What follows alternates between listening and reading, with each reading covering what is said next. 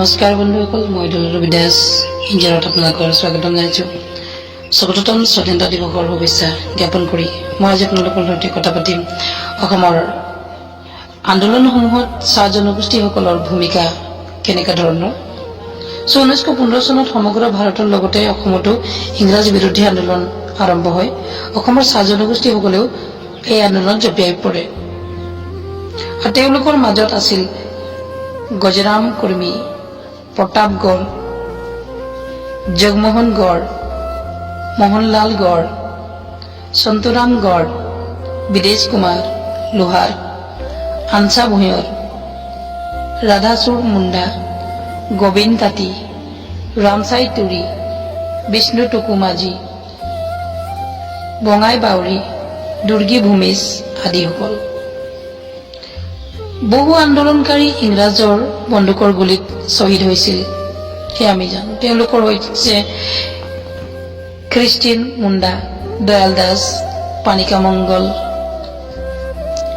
কুৰ্ক, তেহলু চাওৰা,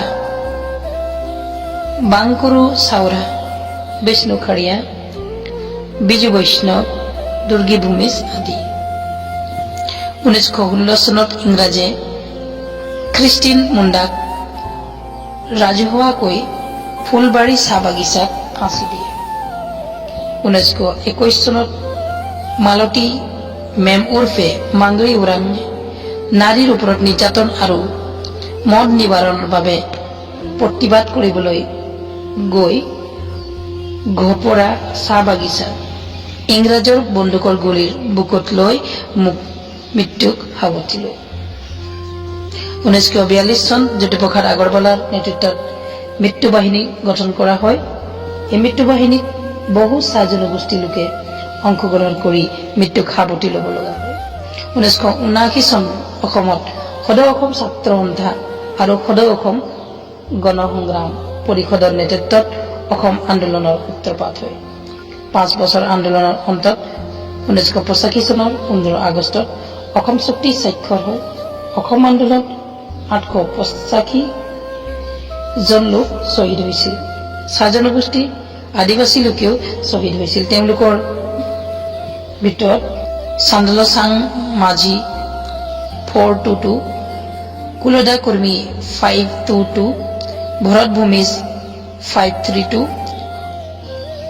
বৰৱানা ওৰাং 536, শ্যাম কন্দ 615, ৰমেশ মুৰাৰী 657 আৰু দাফলি ভূমিজ 800। আৰু শেহতীয়াকৈ 2020 চনৰ কা আন্দোলনত ঈশ্বৰ নায়ক নামৰ চাহ জনগোষ্ঠীৰ মৃত্যুক সাৱটি শ্বহীদ হয়। চাহ জনগোষ্ঠীসকলৰ কেৱল অসমক সোণৰ অসম গঢ়োতে ব্যস্ত হৈ থকা নাই, ইয়াৰ আন্দোলনসমূহতো মুখ্য ভূমিকা পালন কৰিছে। এয়া নৈ কৰিব নোৱাৰি। গতিকে বন্ধুসকল, আপুনি গম পালে যে চাহ জনগোষ্ঠীসকলে কেনেদৰে স্বাধীনতা সংগ্ৰামত উঠি পৰি লগাৰ লগতে অসমৰ বিভিন্ন সমস্যাসমূহত যিবোৰ আন্দোলন হয়, সেই প্ৰতিটো আন্দোলনতে আমাৰ চাহ বাগিচা লোকসকল অংশগ্ৰহণ কৰাৰ লগতে নিজৰ প্ৰাণো আহুতি দিব লগা হয়। বিভিন্ন সমস্যা আছে অসমীয়া বানপানী, কাহ, তেনেকুৱা আন্দোলনসমূহত নিজকে উচৰ্গা কৰি অসম গঢ়িছে, সোণৰ অসম গঢ়িছে বুলি ক'ব পাৰি চাহ জনগোষ্ঠীসকল। সেইবাবে যিসকল লোক শ্বহীদ হৈছে তেওঁলোকক মোৰ অন্তৰেৰে নমন জনাইছোঁ, কোটি কোটি প্ৰণাম জনাইছোঁ। তেওঁলোকৰ